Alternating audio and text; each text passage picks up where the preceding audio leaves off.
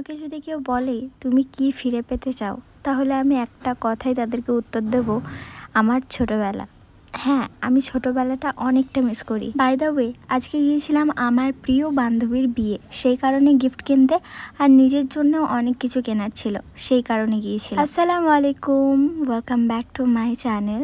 আমি সঞ্জনা, কেমন আছেন সবাই? আশা করছি অনেক ভালো আছে। বিগত 7 থেকে 8 দিন পর আমি আবার ব্লগ দিচ্ছি।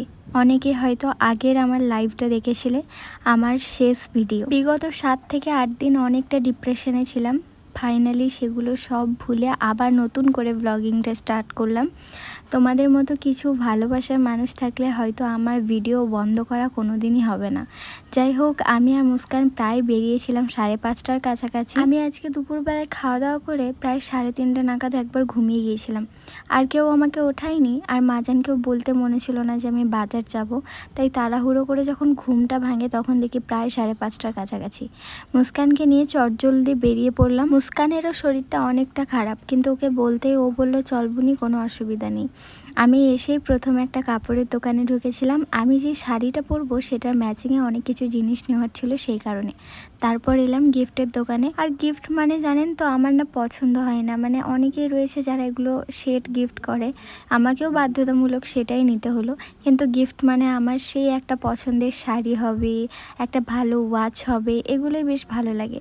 কিন্তু আজকে সাগর কাকুর দোকানটাও বন্ধ ছিল, তাই বাধ্যতামূলক অন্য দোকানে নিলাম। মুস্কানের ফেভারিট হচ্ছে চিকেন ললিপপ, আর ও আমাকে আস্তে আস্তেই বলেছিল, বুনি তুমি যদি আমাকে না চিকেন ললিপপ কিনে দাও, আমি বাজার থেকে বাড়ি ফিরবো না। গিফট নিয়ে কেনাকাটা কমপ্লিট করে তারপর ওর জন্য একটা চিকেন ললিপপ নিলাম, বাড়ির জন্য সিঙ্গারা, আর ভাবি ফোন করে বলেছিল 2টো চপ নিতে, তাই ভাবির জন্য 2টো চপ নিলাম। 2টো চকলেটও নিয়েছিলাম, সেই চকলেট দুটো একটা বোনের জন্য, 2টো বোনের জন্য নিয়েছিলাম।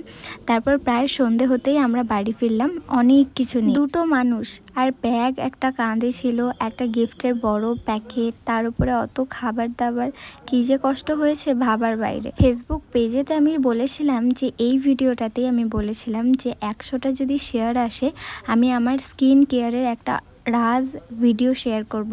সেটা হচ্ছে অনেকেই জিজ্ঞাসা করে যে আমার স্কিনটা এতটা গ্লো কিভাবে করে, সেটার একটা স্পেশাল ভিডিও আমি আপলোড করব। কিন্তু হ্যাঁ, এই ভিডিওটাতে 200টা যদি কমেন্ট হয় তাহলে আমি অবশ্যই নেক্সট ভিডিওতে শেয়ার করব। এই সেই শাড়ি, যেই শাড়িটা আমি পরবো কালকে, মানে বিয়ের দিন।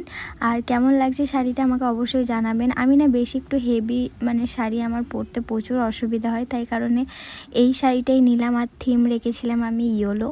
জানি হালদির দিন ইয়েলো কালারটা মানাই, তবে হ্যাঁ আমার ইয়েলোটা খুব একটু বেশি প্রিয়। মেহেন্দি পরবই না ভেবেছিলাম, কিন্তু একটা বোন আমাকে বললো যে হাতটা যদি খালি থাকে তাহলে তো দেখতে ভালো লাগবে না, ওই মেহেন্দিটা দিয়ে গিয়েছিল। মেহেন্দিও করেছি, অল্প একটু করেছি, অতটা বেশি ভালো লাগেনি।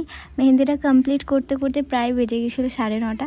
আসলে আমি বসেই ছিলাম 8:30টার কাছাকাছি, আর আমি মেহেন্দি পরতেও পারি না, সেই কারণে একটু লেটও হয়ে গেল। দেখা হচ্ছে বিয়ের ব্লগে। কিন্তু হ্যাঁ, এই ভিডিওটাই যদি 200টা কমেন্ট থাকে তাহলে অবশ্যই আমি স্কিন কেয়ারের ভিডিওটা আপলোড করব। বাই, দেখা হচ্ছে নেক্সট বিয়ের ব্লগে। আল্লাহ হাফেজ।